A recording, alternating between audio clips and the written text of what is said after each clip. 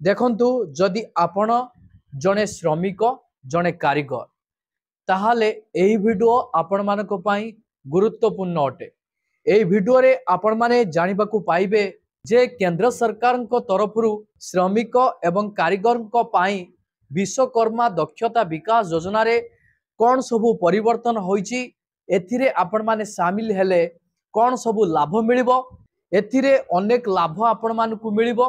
एथिरे आपण मानकू अनेक प्रकार सुविधा मिलिबो श्रमिक एवं कारीगर को पई एवं आपण माने 3 लाख टंका बिना सुदरे मध्य आपण पाई परिबे। तो आसंतु यार डिटेल्स उपरे नजर पकेइबा। देखंतु प्रधानमंत्री विश्वकर्मा दक्षता विकास योजना 2025 श्रमिक एवं कारीगर को पाई एक नुआ पथ। तो जदि आपण जड़े श्रमिक एवं जड़े कारीगर ताहाले केंद्र सरकार को तरफरु एही योजना आपण मानक पाई बहुत लाभदायक। आपण माने जोउटी भी काम करूचंती सेठी मजूरी पाउचंती, किंतु आपण माने एही योजना रे शामिल हेले आपण मानकू मजूरी मिलिबा सहित मागणा रे आपण मानकू 3 लाख टंका मिलिबो, ताहा पुणी बिना सुदरे। तो यार डिटेल्स मु आपण मानकू स्टेप बाय स्टेप जणाइबी।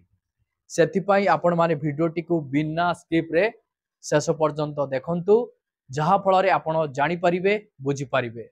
वीडियोटी को आरंभ करिबा पूर्वरु आपण समस्त को कहि रखिबी, चैनल ले जदि नुआ करी आपण वीडियोटी देखुथांती ताहाले वीडियो को लाइक करी चैनल को सब्सक्राइब करी पाखरे थिबा घंटी चिन्ह को दबाई दियंतु। तो आसंतु देरी न करी आरंभ करिबा आजिरो एक नुआ वीडियोटी को। देखंतु भारत रे पारंपरिक कौशल एवं कारीगर सर्वदा मूल्य रही। देशर अर्थनीति रे क्षुद्र शिल्प एवं स्थानीय कारीगर माने गुरुत्वपूर्ण भूमिका ग्रहण करती। एहाकू ध्यान रे रखी केंद्र सरकार एही भली योजना श्रमिक एवं कारीगर को पाई आरंभ करिसंती। विश्वकर्मा दक्षता विकास योजना 2025 मसीह रे आरंभ होईची। एही योजना विशेष भाव रे सेही कारीगर एवं श्रमिक कुशली श्रमिक मानक पाई डिजाइन करा जाईची, जो माने सेमानकर पारंपरिक कार्य रे उत्कर्षता हासिल करिबाकू आधुनिक कौशल शिखिबाकू चाहंती। आसंतु जानिबा योजनार उद्देश्य गुड़िक कौन रही। देखंतु प्रधानमंत्री विश्वकर्मा दक्षता विकास योजना 2025 रो मुख्य उद्देश्य हेउची पारंपरिक कारीगर एवं कारीगर मानक दक्षता को उन्नति करिबा एवं सेमानकू आधुनिक प्रजुक्ति विद्या रे सज्जित करिबा। एही कारीगर मानक उत्पादकता वृद्धि करिबा एवं सेमानक आय रे उन्नति आनिबो।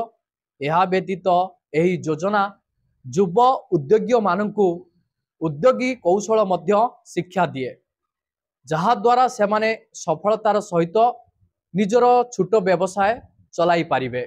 आसंतु जानिबा योजनार मुख्य उद्देश्य गुड़िक कौन रही।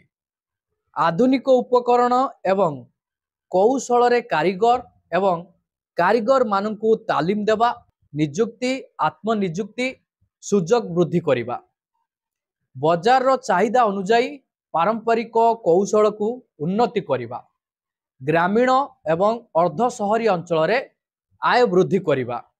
आसंतु जानिबा योग्यता मानदंड गुड़िक कौन सबु रही। एही योजनार सुविधा पाइबा पाई आवेदनकारी मानकू एही सबु मानदंड पूरण करिबाकू पड़िबो। जेमिति कि आपण मानकर बयस 18 वर्ष रु 35 वर्ष मध्य रे, एक स्वीकृति प्राप्त वृत्तिगत तालीम प्रतिष्ठान किंबा पंजीकृत कारीगर सहित जड़ित।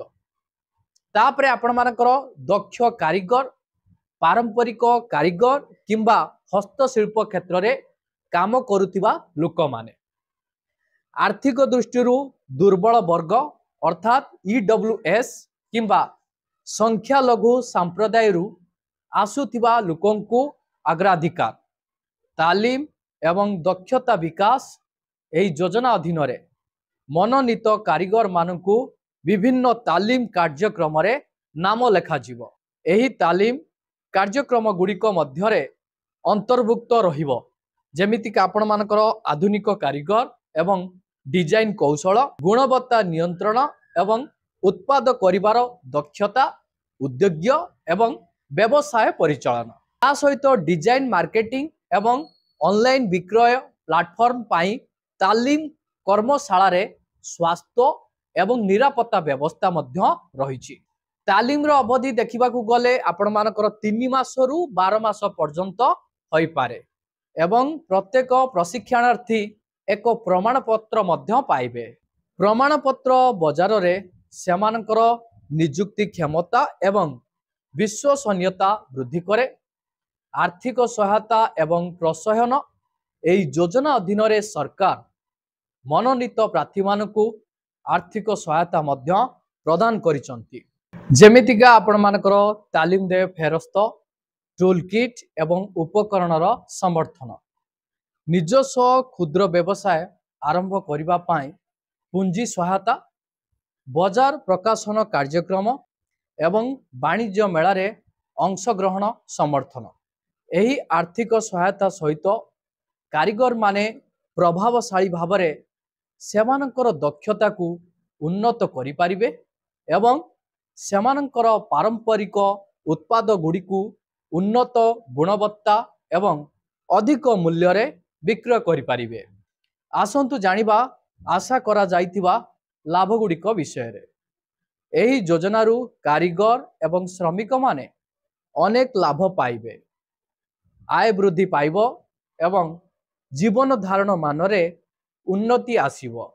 स्थानीय अर्थनीति क्षुद्र शिल्प को प्रोत्साहन मिलिबो। आधुनिक शिल्प मानदंड अनुଯାयी कारीगर मानक दक्षता सेट को अपडेट करा जिवो। युवा पीढ़ी मध्यरे उद्योग्यता एवं आत्मनियुक्तिर संस्कृति को प्रोत्साहित करा जिवो। पारंपरिक हस्तशिल्प एवं कलाकार सांस्कृतिक संरक्षण मध्य हेबो। आसंतु जानिबा आवेदन प्रक्रिया केमिति कोन रहिछि। कारीगर माने एई योजना पाई ऑनलाइन किंबा ऑफलाइन रे आवेदन करि पारिबे। सेमाने सरकारक सरकारी वेबसाइट रे पंजीकरण करि पारिबे किंबा फॉर्म पूरण करिबा पाई सेमानकर आंचलिक दक्षता विकास केंद्र को जाई पारिबे। आवेदन करिबा परे मनोनीत प्रार्थी मानकु तालीम मॉड्यूल एवं समय सूची विषय रे अवगत करा जिवो। देखंतु प्रधानमंत्री विश्वकर्मा दक्षता विकास योजना 2025 हेउची एक पदक्षेप जहा पारंपरिक कारीगर श्रमिक मानंकु आधुनिक भारत सहित संयोग करिवो। दक्षता उन्नति, आर्थिक सहायता एवं उद्योग्यता तालीम माध्यम रे एही योजना सेमानकर जीवन धारण मानकु उन्नत करिबा एवं स्थानीय अर्थनीति को सुदृढ़ करिबारे साहाय्य करिवो।